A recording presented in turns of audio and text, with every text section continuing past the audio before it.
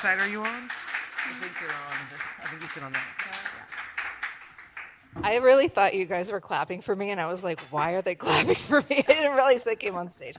Welcome, everybody. My name is Melanie McNair. I'm the Senior Director of Public Programming at the Center for Fiction. For those of you who don't know us, we're the only literary nonprofit that focuses on the creation and enjoyment of fiction and sometimes her sister storytellers, narrative nonfiction, and memoir. How many of you are visiting us for the first time this evening? Okay, so we're having a special membership, so check out this brochure and learn more about us.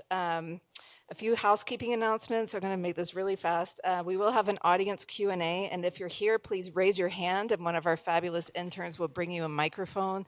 That's so that the people who are watching on YouTube can hear you as well. And if you're on YouTube, hello, welcome. And you may type your question in the chat at any time, and we'll try to get to a couple of your questions toward the end of the Q&A. And I'm going to maybe just keep these intros very, very brief. Well, actually, yeah, Hafizah Augustus Jeter, thank you, is a Nigerian-American writer, poet, and literary agent born in Zaria, Nigeria, and raised in Akron, Ohio, and Columbia, South Carolina. We're here to celebrate her book, which you all know about and are going to buy as soon as this is over, and joined in conversation by Jay Wortham, a sound healer, Reiki practitioner, herbalist, and community care worker oriented toward healing, justice, and liberation. Also an amazing journalist, podcast host, and let's just get right into it. All right.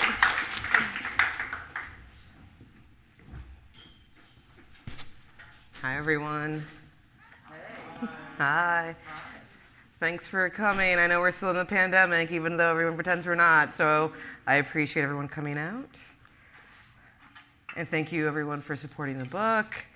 And especially thank you to my wife, who read 1,030 different drafts of this, and is probably so glad it's done as well. So I'm just going to start with just a very short reading. This is from the first chapter of the book called Reverberation of Reverberation.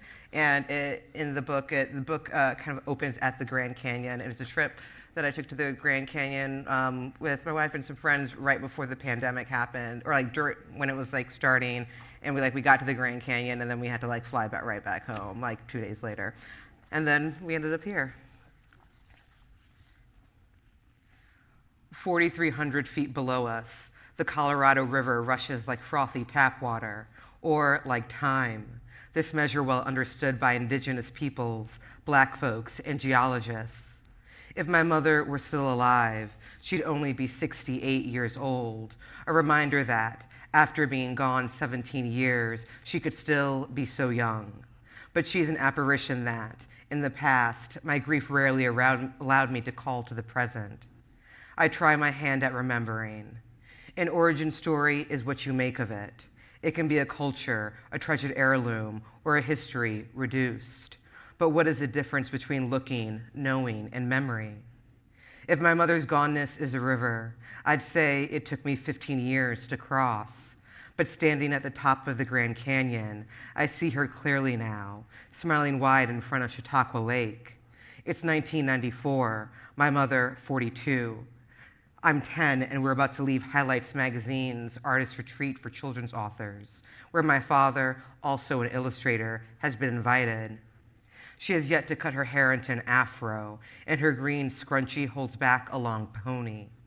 In the home video taken that last day, sailboats line the dock.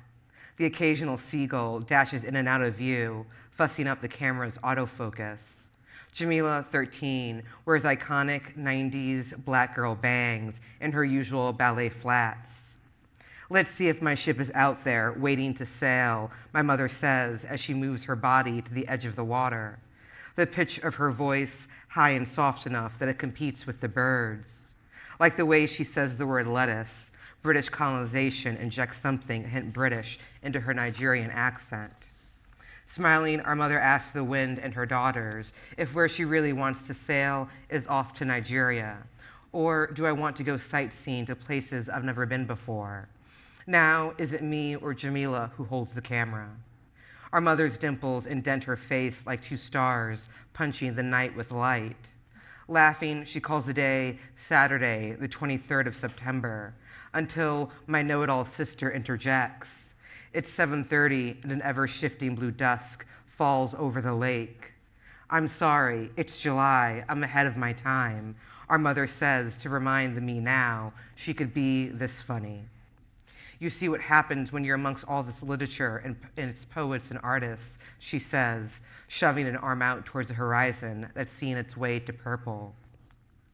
Wind and me and Jamila's bickering knocks the sound of our mother into unintelligibility. But after 10 minutes in iMovie, I can make out a few of her words. Something about a concert by Simon and Garfunkel, who she taught me to love. She calls them writers, inspirations, says her creative juices are flowing.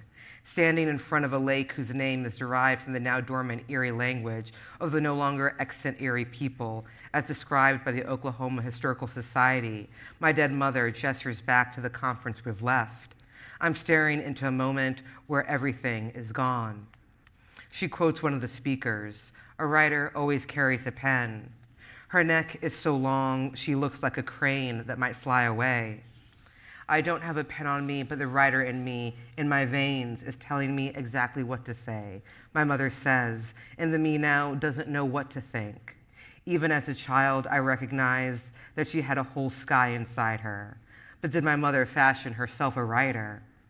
I see her blue inkball pen writing thank you across the only journal page she ever wrote. Her handwriting still more like Jamila's than it will ever be mine. She's 47. There's 4 more years of life left in her. May 6, 1999. In the name of God, the merciful, the benefactor, after so many years of wanting to start a journal, I have finally started one myself. Thanks to Oprah Winfrey and her reruns, and inspirations from speakers like Ayanla Van Zandt, John Gray, and Susie Orman, and so many others. I started off the day with PBS at 5:30 a.m., with inspiration from Desmond Tutu of the South African Reconciliational Tribunal. With people like him and Nelson Mandela, they give hope to the world, and I thank God for sending them and giving them the courage to do what they did. I also thank God for my family, my husband, and my children. I also thank God for the good people who have touched our lives. Every time I read it, I can't help myself. I laugh. Both of us finally having risen to our own other side. She's cooking jollof rice at the stove. She's kikiing on the phone with a cousin in Nigeria. She's spreading her prayer mat east. She's in her garden, bent over a crown of marigolds. I recognize the miracle of a clearing. Thank you.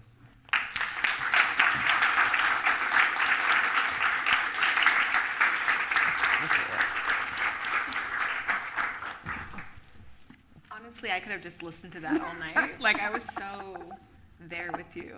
Thank you. But as we said, readings are hard. Got to keep it short. Short and sweet.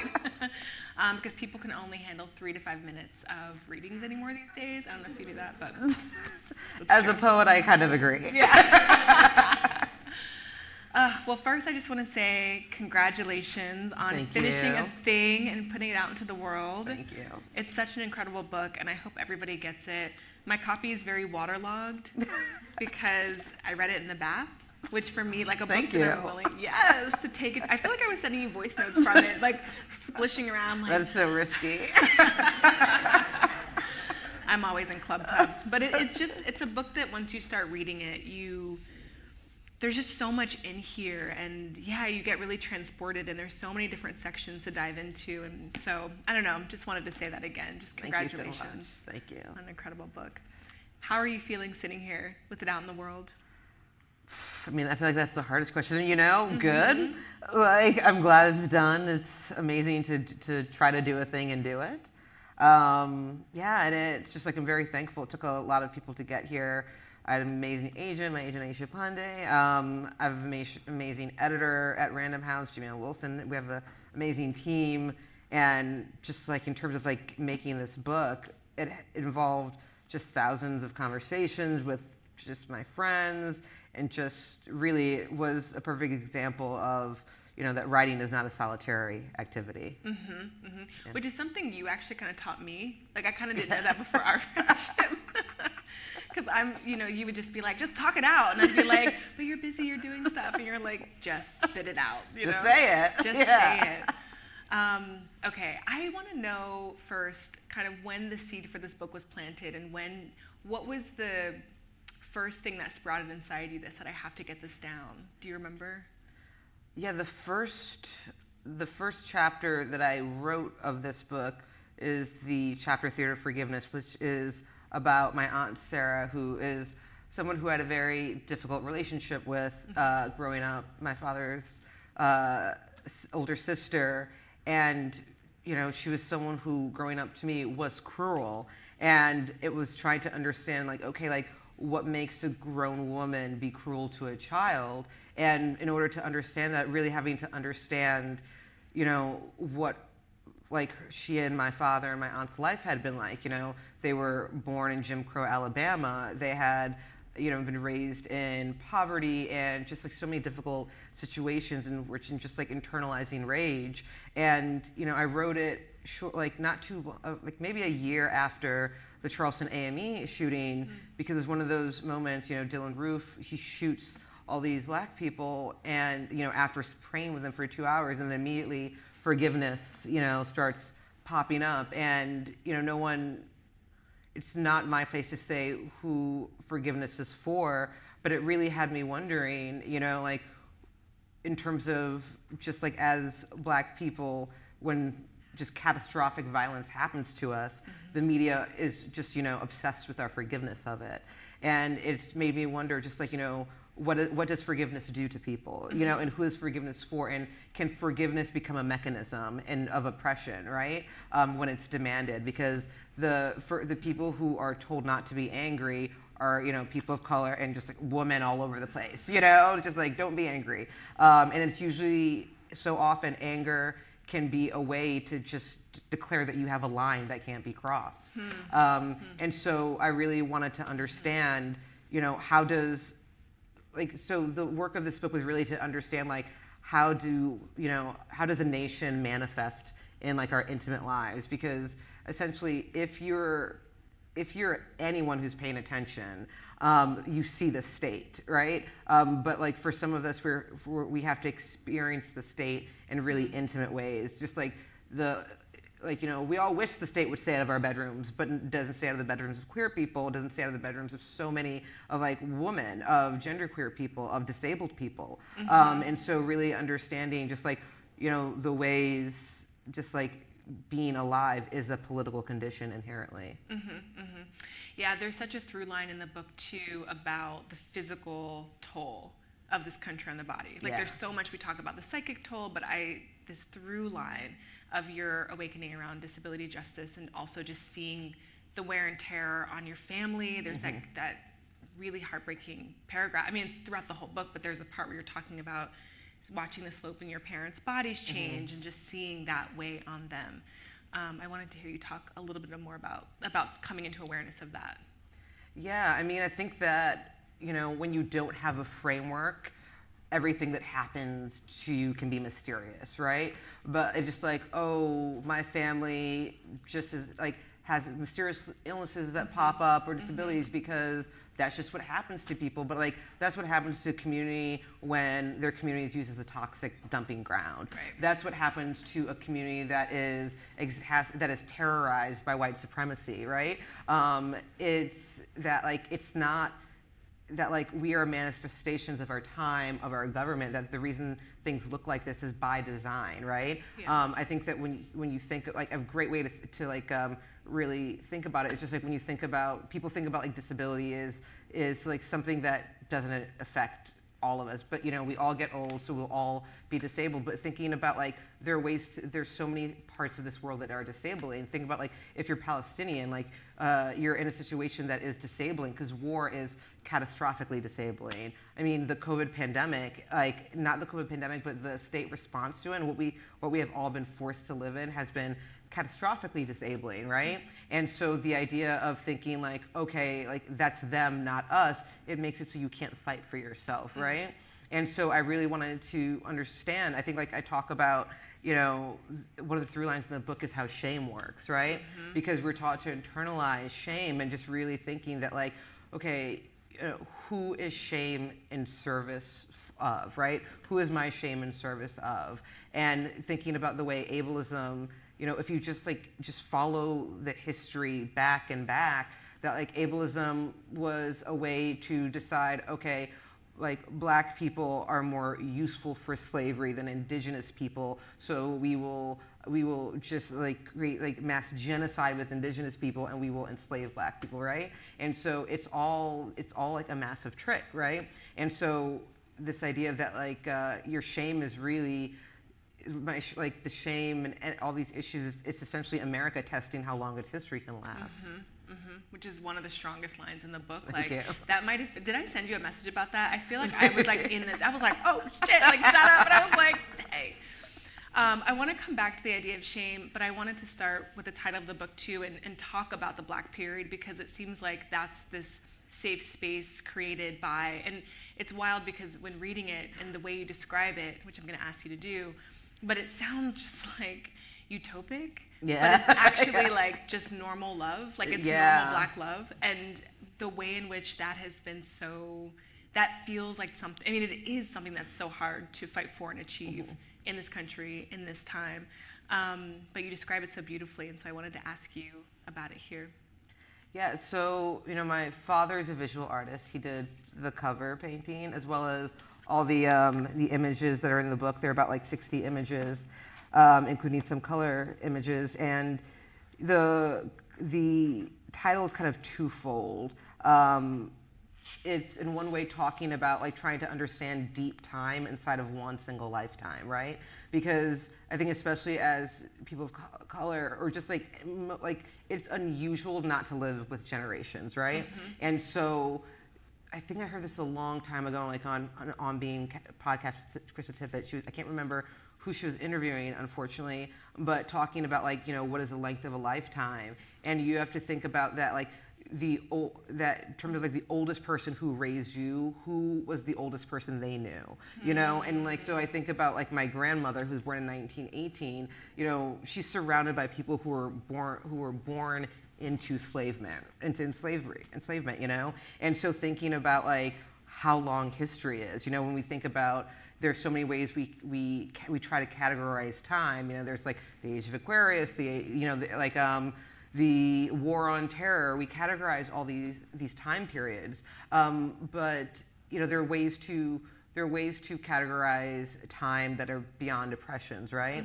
And when we think about what it means to like be a part of this country, we're in this complicated time where, of course, every time is complicated, but this idea where we can't survive doing what we have been doing, and so one has to decide that like, are there other ways to live? And the state tries to convince us there's no other way to live but this. This is where we're at. But like, that's not true, because when you think about capitalism, like Black people, indigenous people, we aren't allowed to participate in capitalism in any meaningful ways. So like, we have always lived off off the grid of these institutions. And so that means like there is actually different paths possible depending on where you're looking.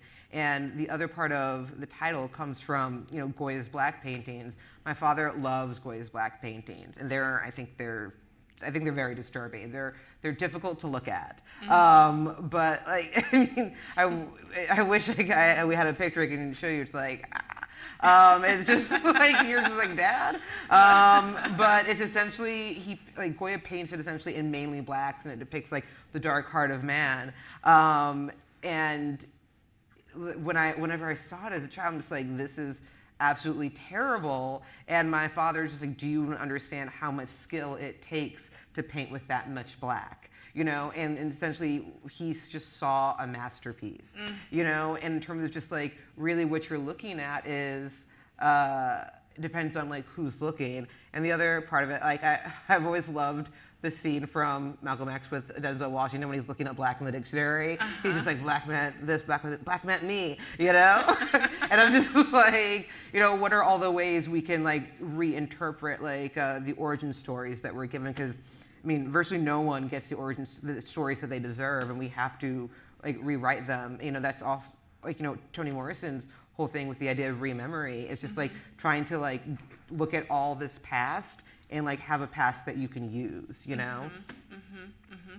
And in a lot of ways too, the way the Black period gets referenced in the book is a proxy for home and a proxy for safety, and again a proxy for deep love and a period that's pre-external shame. It's like you as a baby being raised in this environment that's not touched yet, by all this other shit. And I think that also was just really evocative and emotional, and made me love your parents and really appreciate them. And I was wondering too, if it's fair to say, the Black period being a proxy for home and safety, what are the elements from that period that are still with you today and functioning in your life? Yeah, I mean, I wouldn't say that it's like untouched, because my father, like for example, when we were living in Akron, he taught at the University of Akron. He was like the only Black professor there, and Ohio is an incredibly white place, and so racism was all around, but it wasn't it was something that they raised us knowing how to navigate, but it wasn't something that like, okay, that this is what our life has revolved around. This is what our story has revolved around. It was never in the beginning racism, It was like always in the beginning something else. And I think that part of this is because, my father is an artist, and so he was always reinterpreting the world I don't have the same issues of representation, because literally my father was just constantly painting Black people. He illustrated children's books that he used me and my sister as models for. So we literally saw ourselves in books, literally. And my mother, we celebrated Kwanzaa growing up, and I hated Kwanzaa. I was just like, this is ridiculous, But I've been able to reinterpret it, because in terms of, I heard a friend talking about she's from Brooklyn, Zakiya, and she's talking about how much she loves Kwanzaa, and it's just she had a very different experience of Kwanzaa. I'm just like, okay, I need to relook at this, and thinking that what it is for, a Nigerian woman who, my mom moved to this country with her, when I was 3 and my sister was 6, and she was 35, right? And so she moves to Midwest Akron in the 90s, right? And trying to figure out, how do you give your children an origin story, right? How do you give your children a history that includes them, that is true, and that is true, and that truth involves the violence, right? And so I think that one of the things is just that we were constantly involved, just being raised around artists and creatives. Our parents hired storytellers for us. Looking at some of our home videos, I'm just like, what is this? There were just people. There was just there's drum circles, African dance, because my father also had a Black art gallery, and so all our social events were around people who were making, and I think that requires that the act of making requires that you live in hope, and I think that is definitely part of it, and that in order to make they couldn't be solely focused on white supremacy. It had to be on, also just you're also focusing on the things of survival, and making sure your kids, can find a good school and all these other things, but also essentially my parents sent us to an all white, all girls Catholic school, but regardless of where they would have sent us, we wouldn't have gotten Black history at school, and so it was always about how do you supplement a country, and they took that work really seriously. And there's this very beautiful part in the book, in the intro, when you're sort of challenging yourself to remember this, be in this rememory of this gift that your parents gave you, many plenitude of gifts, and there's this beautiful phrase that you write, could I let the light back in? And it's just the yearning in that sentence, and I just wonder if you feel like you were able to in the process of working on this book or the process of living your life. Yeah, I think so, because I definitely wanted the book to not just end in hope, oh, it sucked and now it's hopeful, but also that there's so much joy in that's just like what is a communal experience of like being together, being in community. And I think that, you know, the book it's in so many ways is talking about so many different types of carceral systems. And I think through this, writing this book, because I did an enormous amount of research, it really kind of drove me into like an abolitionist framework, not just like in terms of this idea of prison abolition, but like you can't just start with prison abolition, right? Like to like actually be committed to prison abolition, it requires a lot of personal like abolition, right? And that which requires a lot of like internal transformation. I can't remember who I'm quoting in the book. It's either Miriam Kaba or Angela Davis, that you can't, I think it's Angela Davis. They're both in there. Yeah, like I think it's Angela Davis says like you can't, or maybe it's Miriam Kaba, but you can't transform the world without expecting that you yourself will transform. And just really kind of like when we think about this time, you're just like, there's so much going on. You're just like, how can you actually look at this? But like, that's the goal, is to make it so we can't actually look at any of this that's going on. And I think that, you know, I really want to slow down, because the more you configure, the more you have a language, the less impossible all this seems, you know? Like I think that we're also seeing that, like, for example, in the proliferation of like languages for certain things, in terms of just like the way unions are popping up. Like Home Depot has a union, right? And I think like regardless of like how the algorithm is spinning right now, if you're paying attention to beyond that algorithm, you can see that so many people are doing this work. So if you look closely, I think that they're the only place you can like land is in hope. Yeah, that's really beautiful. I was going to ask you about hope.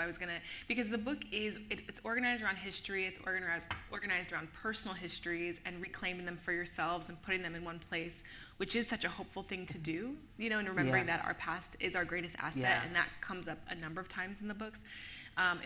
And so I was going to ask you, about that idea of hope, and if you did ultimately land in a hopeful place, and because there's so much about trying to reckon with our histories that it's like telescoping out in generations, and it can get really heavy.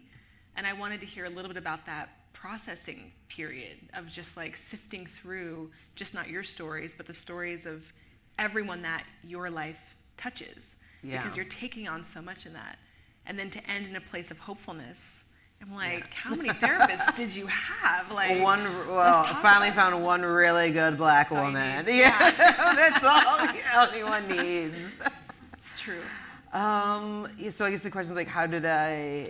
Just thinking about the process of trying to reckon with your history, and then all the ways that I'm sure that unfolded into other histories, and then how did that kind of help you end up in a hopeful place?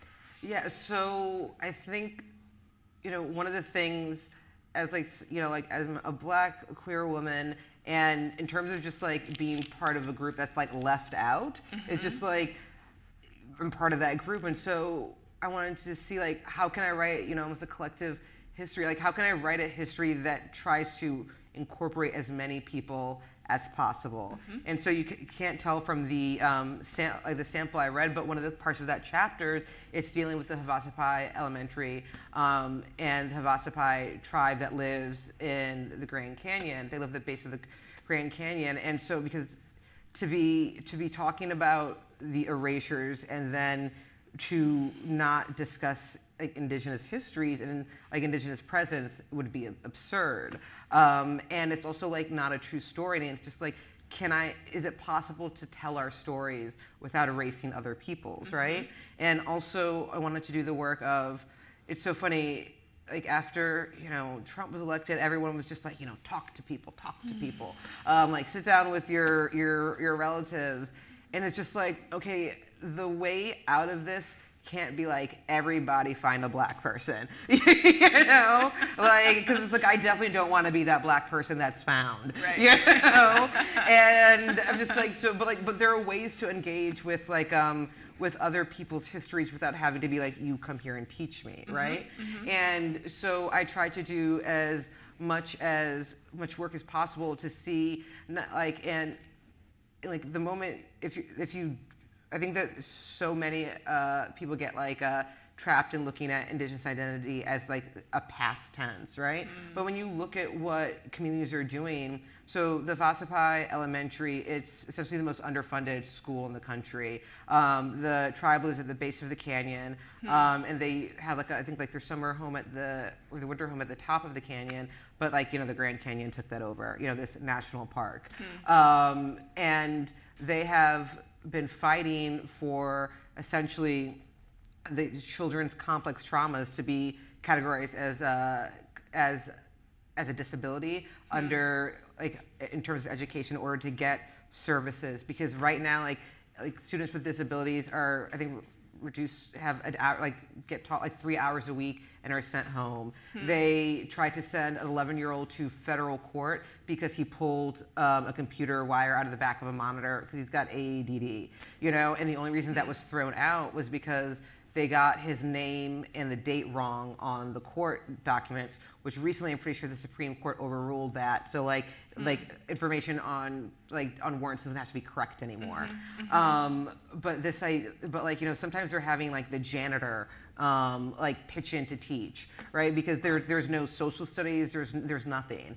And just in terms of just catastrophic failure, but so the Native American Disability Law Center has worked with the families of the students to sue the Department of Education. And one of the things that they did is they used a previous case that was fought by the students of Compton in order to get their complex traumas, and that included a girl who didn't want to have to go to school with her rapist, right? This is what we're talking about.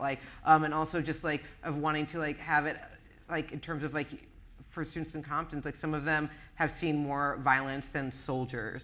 And so one of the things that they did was sue to not just have trauma counselors, but to make every single teacher have to be also a trauma counselor, right? And so years later, the Native American Disability Law Center is able to use the Compton students as precedent to win their case, right? And I think they're still kind of in the process of it, but the Compton School District, they settled with the students, and in less than a year, I think expulsions went from an orange level to 0. Wow. Graduation rates raised exponentially, right? And so just this idea that in this moment of the Vasapai Elementary School, the poorest school in the country, they were able to use precedent from we all know what people think when they think about Compton. They're thinking about Ice Cube Friday and violence, right? But these, what are probably the two most marginalized schools in the country, have forever worked together to forever change education for every single student in this country, right?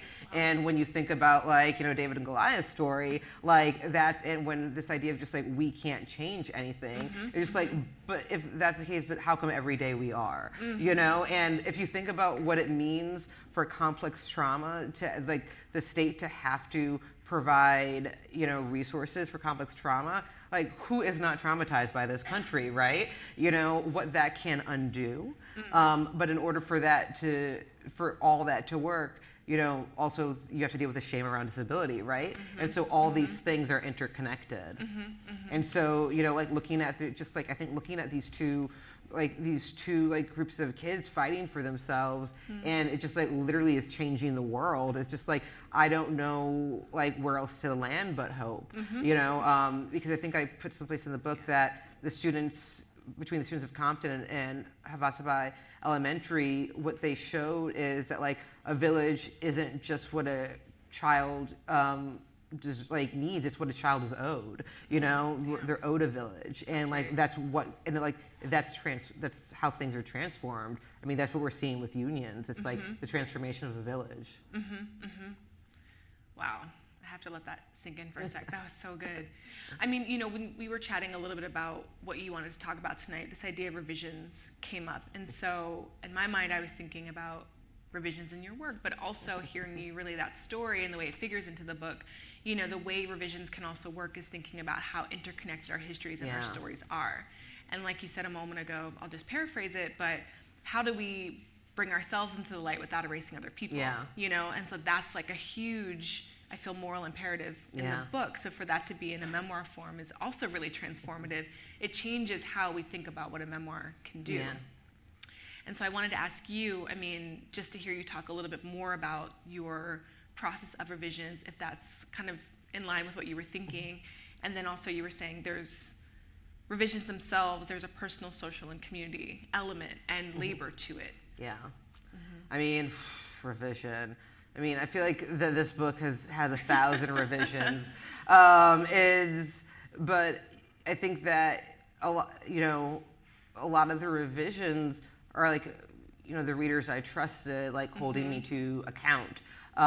Just being like, okay, like, how are you looking at like communities? How are you remembering things? Because like my first kind of foray into it was also trying to like remember my mother. Like my mother died like 2 years after 9/11, and I mean, just trying to grieve a Muslim woman during that time, like it was not easy, like in a country that, I mean, just like we're still in a very deeply Islamophobic country, but I don't know if y'all remember after 9/11, for like, it was just like the amount of Islamophobia that is just everywhere.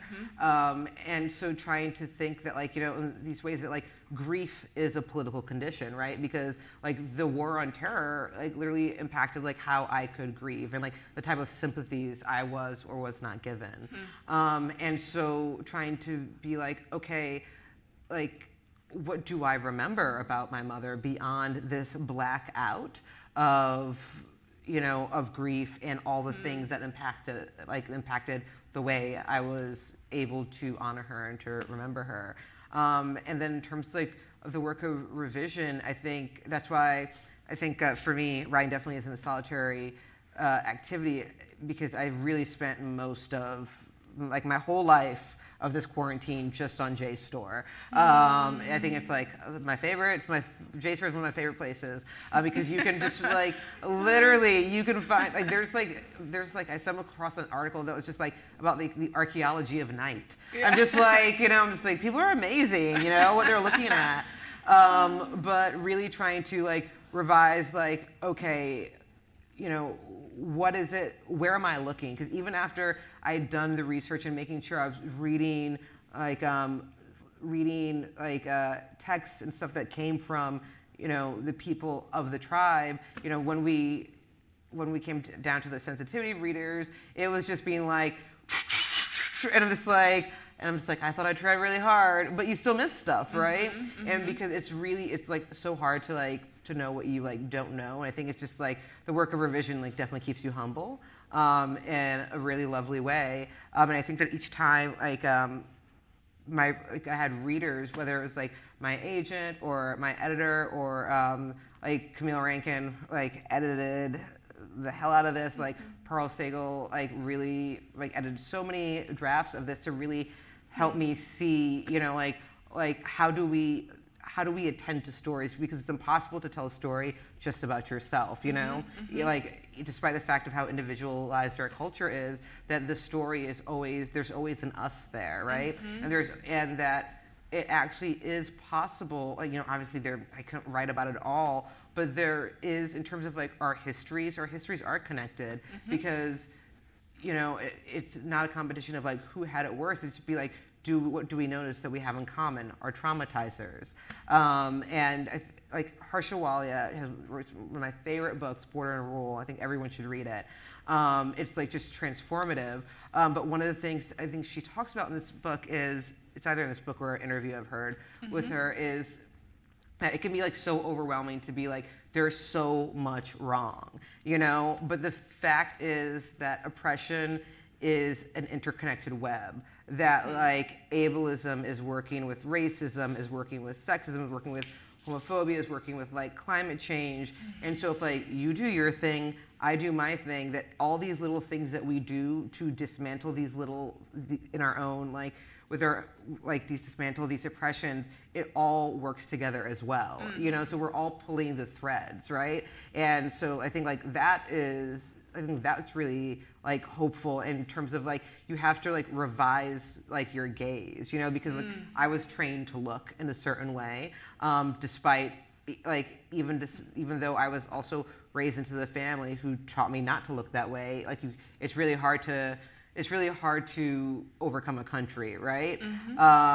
And just being able to revise like what is it you think you know, and this idea of, I mean, when I'm just like looking at history, like just like doing all this like research, and just like everything is corrupted by racism. Like science, it's just like they thought our lungs were different, you know, and it's just like, and so it's just like none of it's legit, you know, like none of it's legit. So you have to be skeptical, and I think like there's this book, The Dawn of Everything, that is amazing, and it's essentially like relooking at like everything, like the history of everything, essentially, that like we weren't designed to rip each other apart, that the history of humankind is actually one of communities taking care of each other, right? And that we're essentially just in like a bad story John Locke told, you know, and like we're all still doing that, and like it just like doesn't have to be that way. Just like you can just like do something else, like in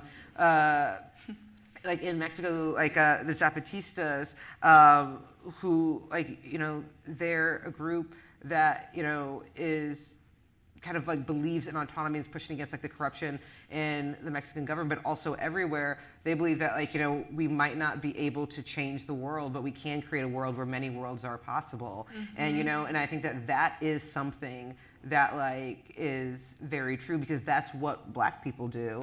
You know, it's what women do. It's just like we do this all the time. And so really focusing on like the possibilities, because we're taught to look at, you know, the roadblocks. Oh my gosh.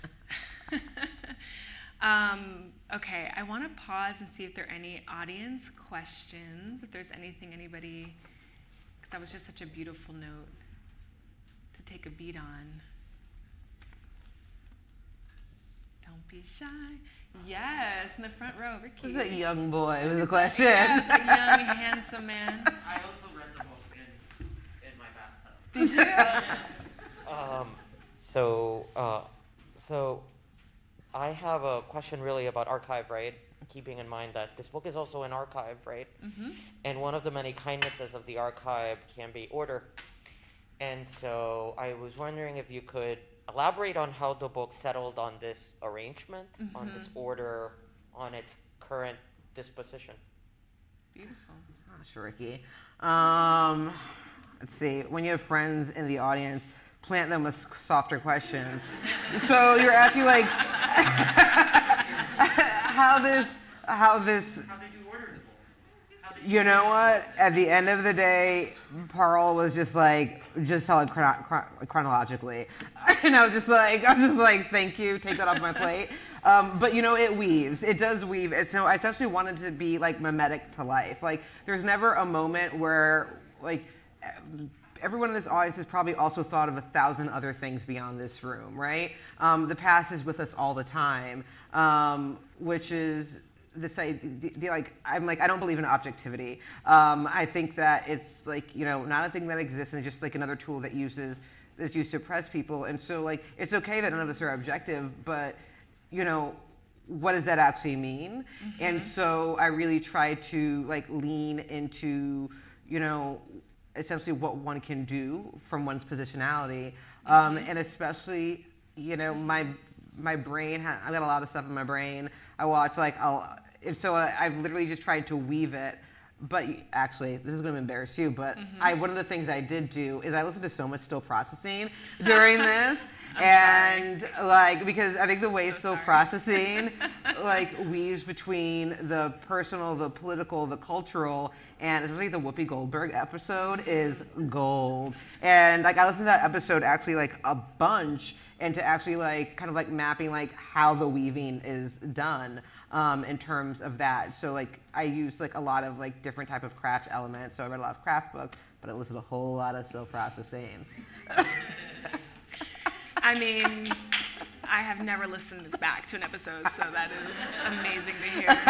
There are some key changes in the book too. Like you get to the section on joy and it shifts completely. Do you want to talk a little bit about some of the decisions made there to kind of move into different voices? Yeah, I think so. There's a section called Joy, which is essentially like an address to my dead grandmother in Nigeria, and when you get to that point, it essentially all happens in prose blocks. And just like, well, I'm a poet.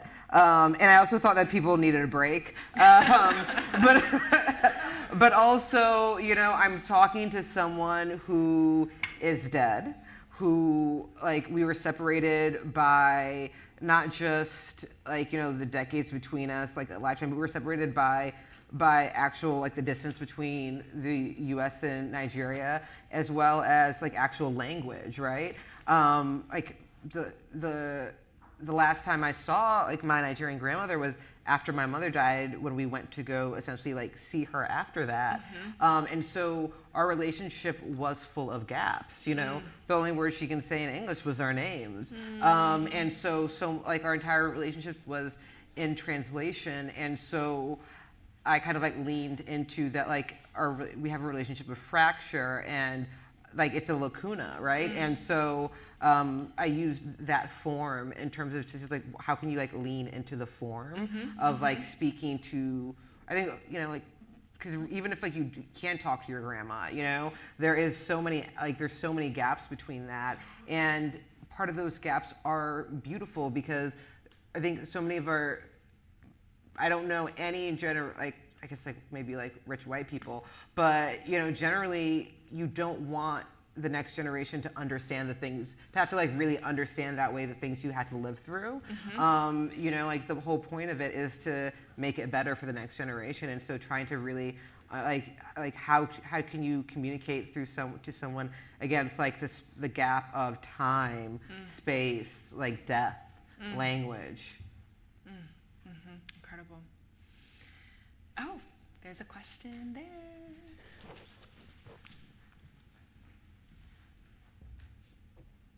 Hello. And Hello. Thank you for this spectacular event. It's okay, everyone. I know him too. I was wondering if you could engage the topic of memory as a tool for liberation from the web of oppression that you named earlier. And I'm fascinated by how the undead and the ghosts are sort of brought to life in the book. And you just spoke a bit about your grandmother. I was wondering if that was also connected at all to the way that memory can be used as a tool for liberation against the web of oppressions. Thank you. Thank you, Daryl. In terms of memory, I think that, my father's family is, like, Black Southern Baptist. And we, like, growing up, we got, like, sent to church with, like, my grandmother all the time. And, like, my father grew up and just, like they went to revivals, But what you learn from the Black church is testimony, right? And testimony and witness is a form of memory in terms of, like, that, because, like, there's no faction, there's no, like, one memory, right? And so looking at the way memory is about a collective, but also in terms of just, like, what you remember, like, when you also do, like, the research, because also what we remember is so cultural, right? And, like, not kind of really thinking about, like, all the ways when you look back. I think, like, there's a part in here where I'm kind of, like, I'm just kind of, like, rooting the reader of, like, where we are. I'm just, like, I'm 12 years old. It's the same, like, when I was 12 years old, like Fox News was born. We cloned a sheep, so much is happening. And so thinking about, like, how does all of this, like, work together, right?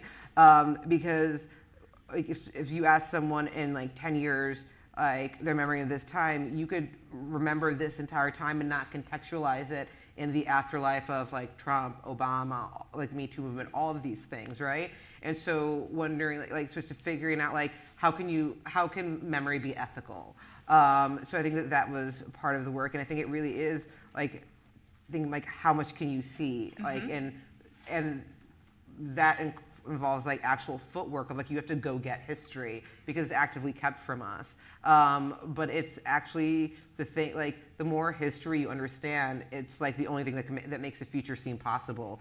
And then Daryl, what was your other question?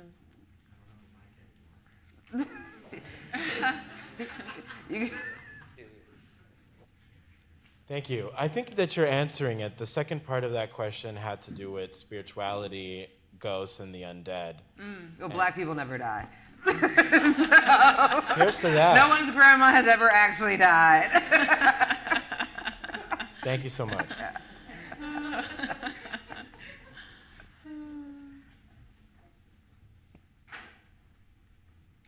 there anyone else with a question? Okay. Right next to Daryl. Love that. Hey there.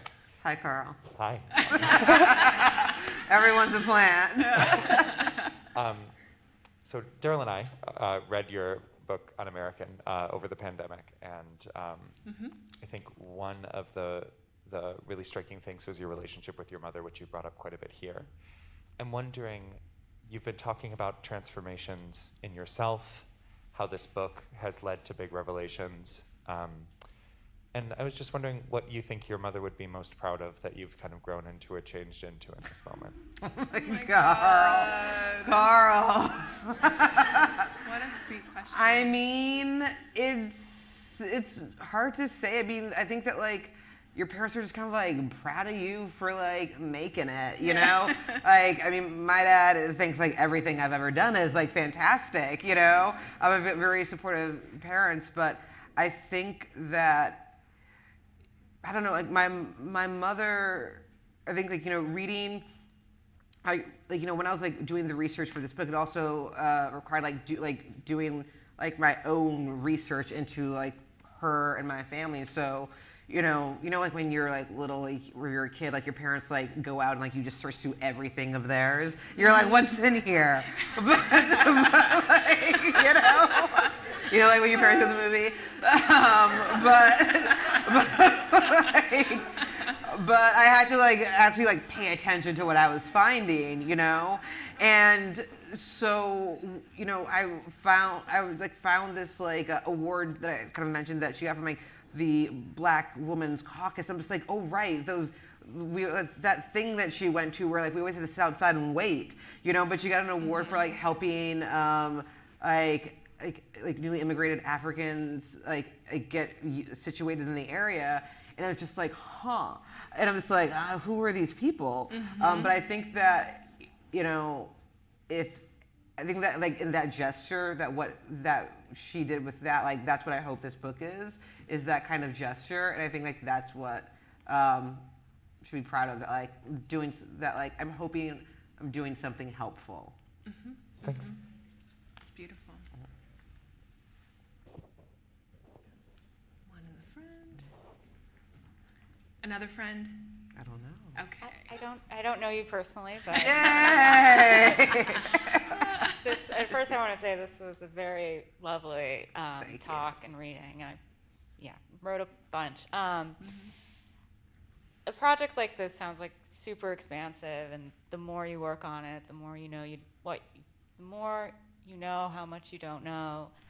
And in a project like that, how did you find your ending?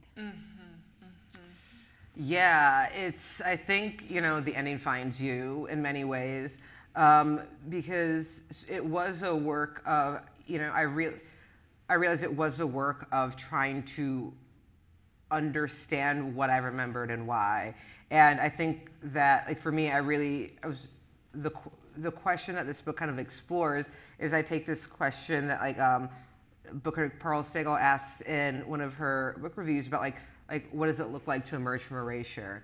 And I like that question in particular because like it's not asking what it means. It's saying like what does it look like? It requires a map, right? And so I was in search of an answer to that question of like what does it actually like look like?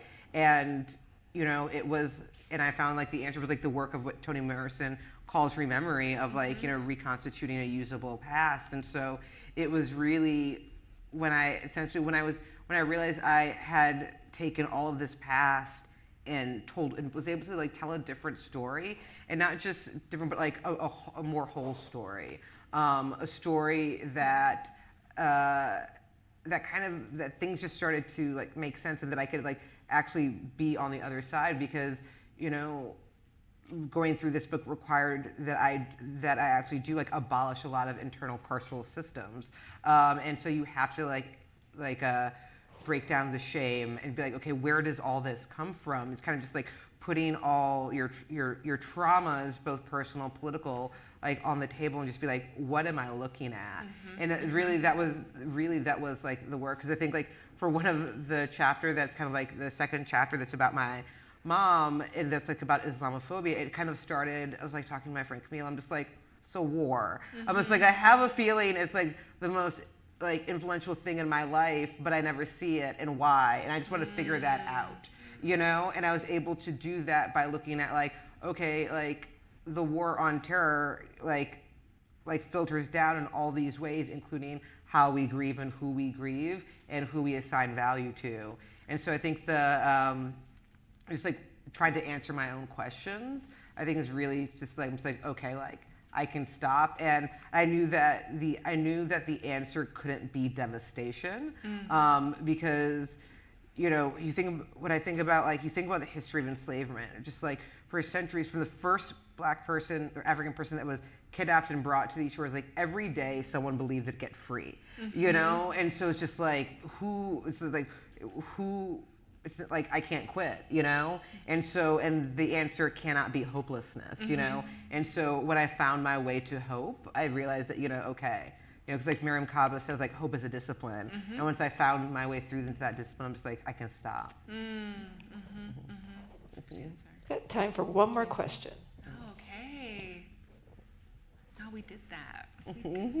You did that. I know you did that. Hi, thank you so much for this reading. I was wondering about place and how that works in your writing. You mentioned growing up in Nigeria, in Ohio, and South Carolina. Me too. And then you, in the section that you read, you start at the Grand Canyon, and I just wonder how you take the textures and particularities of places, and then, without kind of losing sight of the larger, like, uniting story and I guess systems at work. Yeah, I think the uniting systems was one, like memory, Black people, but also just like communities fighting on behalf of like themselves and justice in the future. And in terms of like place, I think that, like you said, if you're from South Carolina, like the South is just unmistakable. And there are we all know like the awful things about the South, but there are also so many beautiful things about the South. Like the South is so devastatingly beautiful. And it's that, like, thinking about like all the ways like land and place informs us, and we know this on like so many like different levels. Just like think about what happened with the pandemic, and like now you're like your place, you have to stay home, right? But looking at the way that essentially like what you can or cannot see in a place is very telling. Like we went to the Grand Canyon. I think that there was like maybe like a plaque before you go, like on the ground before you go, and that kind of tells you like the tribes there. But it's just like, and I love being out in nature. In this, you're in this place where you can literally see the entire physical history of time, which is just like actually like mind-boggling, right? And so you can go there and think you're just looking at like beautiful rocks, but you're looking at like the history, 4 billion years, right? Of just like time from what you can see the Precambrian rock all the way. I think from the rock that you can see is like the oldest, like 4-point-something billion years. I'm not sure, but just like that is actually like incredible. What like I think that like what paying attention to place demands that you see. That it's just like, okay, like I'm actually the Grand Canyon, but like what else is here? Like no one like we're intentionally not supposed to be. They don't want us to ask like what else and who else is here. And this idea that like. That thing that like, okay, I didn't want to write a story and just like begin with like, okay, like Black people, because that's not the true story. And it's also it's not the interesting story, right? The interesting story is the true story, and looking at like like the history that predates all of this, just like, okay, like now this world makes sense, like the more you see. And because every day we as individuals, we consume so much information that it's actually possible, like to consume all this information, you know. And once you realize that, like, oh, the system that's controlling this is really just racial capitalism, you're not actually looking at all that much anymore. You know, you're looking at a bad story that we have been conscripted to help tell as well. And so it's just like trying to break out of that story. And I think that like place is fundamental, because I think for so many of us, like, we don't have the freedom of place. Like, so many, like, Black people are in the South because of enslavement, right? So many people, like people are in the North because of, like, exile or escape. Like, the reason I lived in Ohio is because, like, my grandmother left at the tail end of the Great Migration, and, like, my dad came, and that's how our family, like, got to Ohio. And so literally, like wherever you, like, us here is a political decision that someone else made, you know. And so it's the question of just like, who put me here and when and why is, I think, a really, like, important question. Amazing. Well, thank you all so much for coming. Thank you, Hafizah.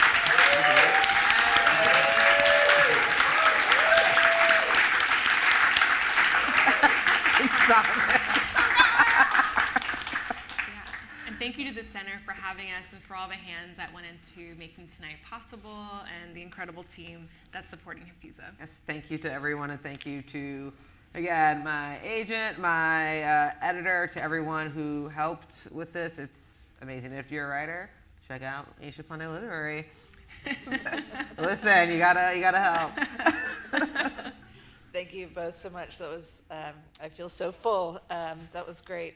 So I know you're gonna all wanna buy the books and buy them for all your friends too. So we'll do, Hafizah was kind enough to sign them all, but is happy to personalize them as well. So if you go through the back doors there, you can go to the bookstore counter and buy the book, and then come back in here and through these doors to get your books signed.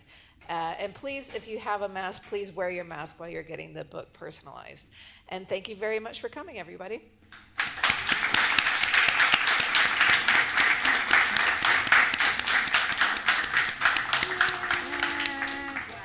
Thank you. So good. Thank you. You were so good. Brilliant. No way. Oh, I please did all the stop heavy it. lifting. Oh my Stop gosh. it. Did I even turn my mic on? It was on. Okay, good.